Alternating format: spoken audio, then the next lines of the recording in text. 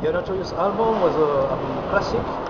It was like a bomb. I was a fan at the first listen. I remember of the track "A Letter I Never Sent." It was at the time was a Cool G era. And I said I need love and all this shit. I said it was real. How was your mind when you're writing this title? And I'll tell you a story about that.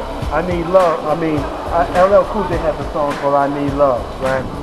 And I remember when I was recording the Notorious album, we were in the studio playing around. I was telling the guy who did the music, Johnny Willard, it's so easy to make a love song like that. And I did it as a joke of LL's "I Need Love," just rapping in that style. And the record company liked the song, and they put the song on the album of Notorious. I didn't really want the song on the album, so they put it, and it was a joke, and that became one of the songs that a lot of people liked, especially the girls. But the music was so good.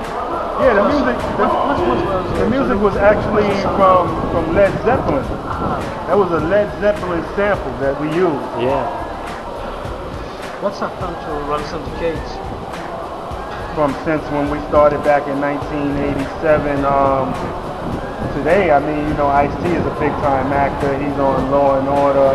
Him and Coco has the Ice-T Loves Coco TV show. And you know, if you've seen guys like Everlast had his own career with House of Pain, and he started doing his solo thing. Divine Style is still doing music, and you know, most of the guys are still in Los Angeles, like Master Cat, Henji, Evil Lee.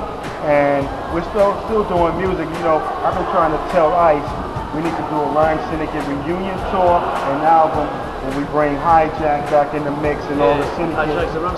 And we do it. I don't think they can use that name now as a terrorist group, but it's cool because I was just in London. I got to hang out with Comanche Sly, and I still hang out with DJ Supreme because Supreme lives in Switzerland. So when I first moved to Italy, Supreme and I was doing shows where he would DJ and I was up on stage and singing. So real our runs, I have real our songs. It was UK back in the days, and you got Dynamax from the Bronx Syndicate also. But for medias and people in the world, young people, is more known than you. It's because you associate with Ice-T on the West Coast. People don't mind. People don't give a credit to West Coast pioneers. I think about H.I.P.HOP Lover, Arabian Prince, Shadow by Dre, or people like Several de Barcelona. Was a creator, the real creator of G-Funk. Right. And Ice-T was underrated now. Of course, Ice-T because TC had the actor, but he was a real rapper. Yeah, but Ice-T is the original. He is the original gangster from West Coast.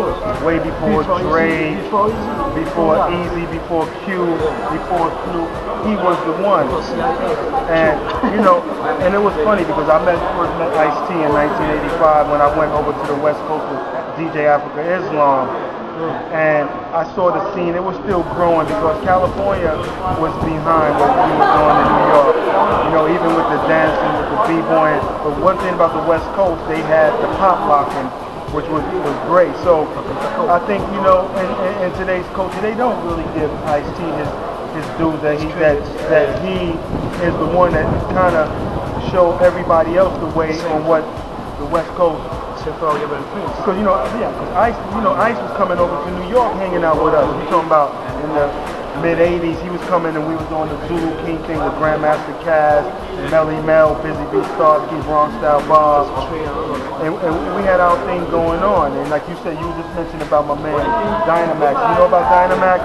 Dynamax is my family. He is the hip-hop ambassador in Europe, because Dynamax goes all over Africa, and we now, you know, preaching peace, love, unity, and all the Zulu Nation ways over in Africa. And we have a group called the Bronx Syndicate, and we just put up a new video called Bronx Syndicate.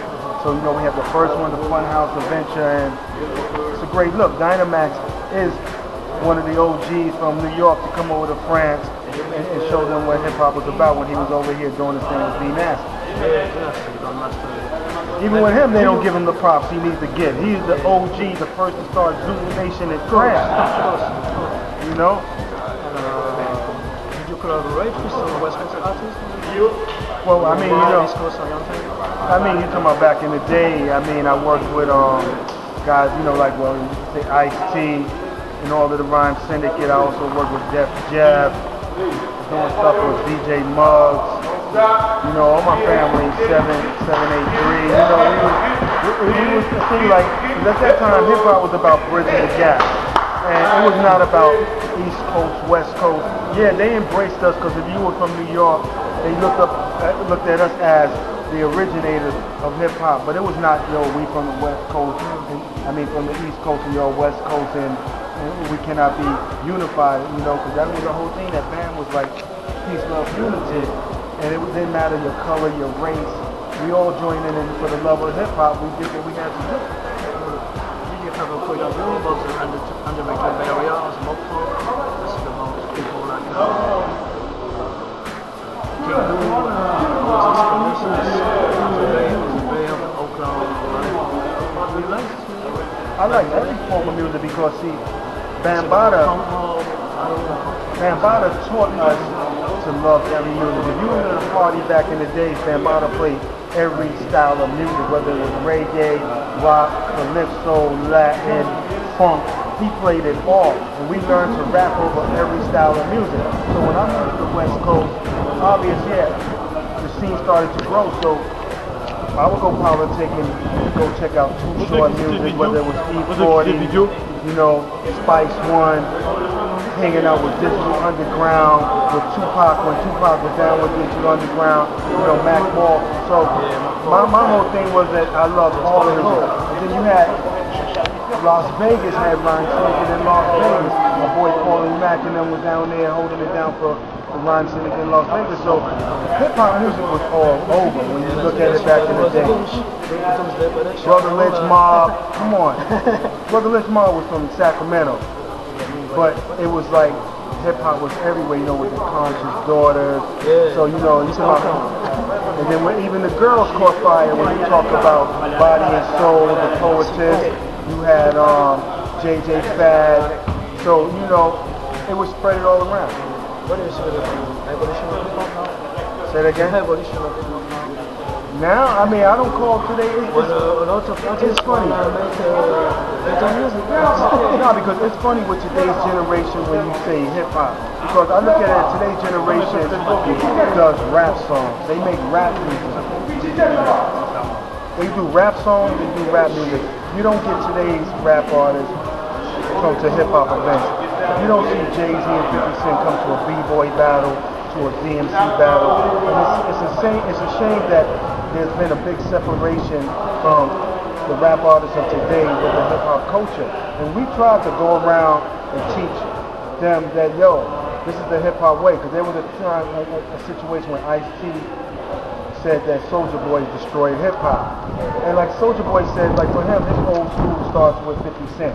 He never was educated with the old school, the first generation of Kool Herc. And he said nobody ever approached him to teach him.